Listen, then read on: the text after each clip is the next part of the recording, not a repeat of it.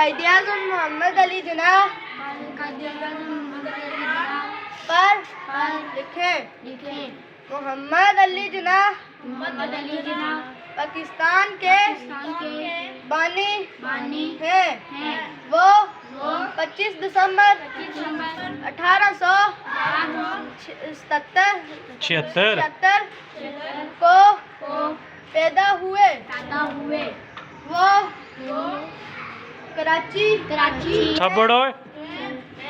पैदा हुए। इब्तदाई उनके बाप का नाम जिन्ना पूजा जिन्ना है। उन्होंने इब्तदाई तालीम कराची से हासिल की। उन्होंने पाकिस्तान के लिए सीन है ते सख्त मेहनत की। कौन पढ़ाएगा अब? आ जाओ पढ़ाओ।